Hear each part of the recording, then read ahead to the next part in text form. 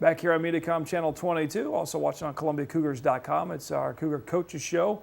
Talking softball, the Cougars finish up the regular season, tied AMC Conference co-champions, a 13-3 record in the American Midwest Conference with Williams Baptist. They get the 1 seed. It basically came down to the 1-run difference between that extra inning affair and the second game, which was a 4-2 final. But the Cougars kick off the conference tournament against Hannibal LaGrange, team they beat twice already this year, 7-1 and 4-1 just a couple weeks ago. So conference play starting this weekend and carrying on in through the next week, and then off to the national tournament, if we can knock on wood on hopefully on that deal there. Valerie Teeter, your senior pitcher, the ace of the staff, also plays some third base, but a national player of the week in the not just the conference but the entire country in the NAIA. A big honor for your program and of course for Valerie. Right. You know, she's had an amazing career, an amazing season. But last week she was on fire. She hit 846. She had 13 RBIs. She had 4 home runs in 4 games. She's amazing. If I she was 11 for 13. Yeah. I mean, a lot of people forget. A lot of talk about teams that have the overpowering ace or the girl that can throw a no-hitter almost every time she goes out. But then to do what she also does with the bat, I think is just unbelievable. And then when she's not pitching over at third base, she fields her position like an everyday starting third baseman who's not out there throwing perfect games and no-hitters. You know, there's the old adage of the 5-tool player. I think she's added about 7 or 8 extra skill sets that she brings to the table. But what she did in this past week, batting average-wise, is unbelievable. Right, and we were behind Harris-Stowe, like Williams Baptist, right.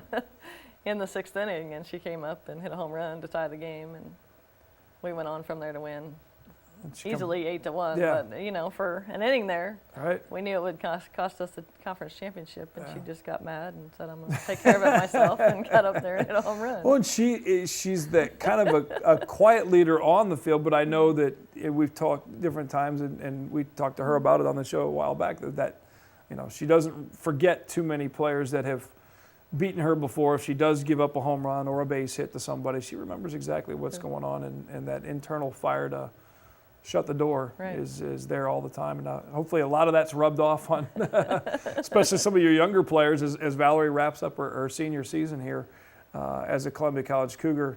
And that number 13 and that name Teeter in that record book quite a bit. If I remember right, maybe I'm wrong, don't you have the record in the book for the end of the season batting average? I do. Is she going to beat that? Right now, she's above it. I was going to say, I thought she was. It's 481, and she's at 496. So. Oh, my goodness. I figure if she beats my record, we'll be doing well at the national tournament. So. At that point, you must shake her hand, and you can have the record at that point. You can have the record. Let's win a national tournament. Exactly, right. We'll make that trade any day. Just move one spot down in the record book, because that means then on the other side of the column, Coach, your coaching stat goes up higher, so that, you know, it all evens out, and that's fine. But she is indeed all over the record books, and as we talked earlier about with the classroom stuff, she's a fantastic student as well. She is. As is most of your players. The dynamic of your team, again, mixing in the young girls, any difference in the practices? I mean, I know their mindset, you mentioned they're really focused, but is there anything that you guys are doing as a staff differently at all as far as gearing up for the tournament? No, I think, you know, we take each team and try to mimic what their pitchers do in batting practice so that we're familiar and ready for that on that given day. But really right now it's just, you know, we had some injuries that we're trying to get over, and a little bit of rest. Yeah, that's good for us right now. So. In conference play, and stats are the stats. The team that you split with a couple of the teams earlier in the season, but it's a double-edged sword mentally to try and not look too far ahead and say, okay, when we get to go to Arkansas and play Williams Baptist, you got to make sure you're got to take focusing. care of business. Absolutely. Beat those games, because there are teams that Columbia College has been a team that's been up there at the top for a long time in the conference, and there's several schools obviously that.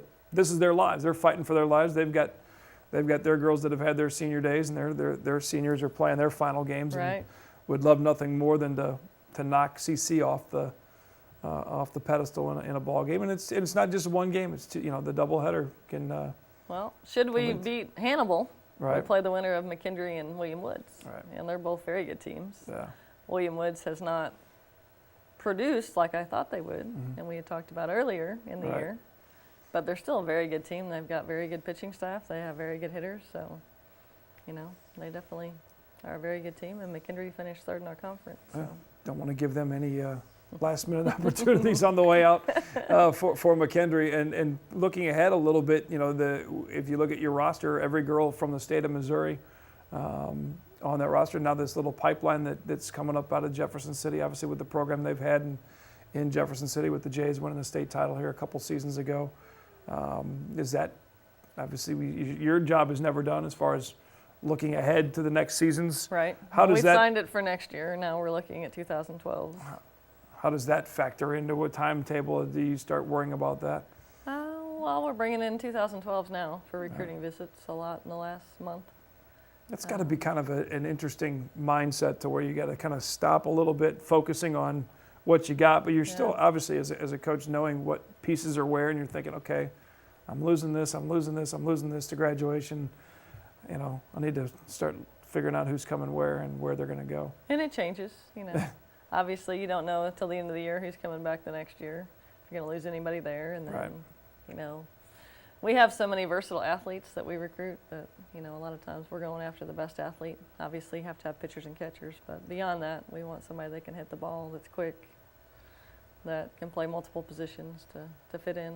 And when you need to make a switch, you can move, 3 different players around in one pitching change and one defensive setup, and really you don't lose anything. You put Marley at second, and this goes here and this here, and all of a sudden you've done a 4-player swap, and really, other than the difference in the pitcher. Right. And how does that work as far as, you've had Valerie here for the 4 years. Obviously, that's a huge hole to fill in that circle. Where do you start thinking about for the pitching staff for next year and beyond? Well, we've got 3 new pitchers coming in next year. Mm-hmm. Obviously, it's hard to replace Val both on the offensive and defensive end.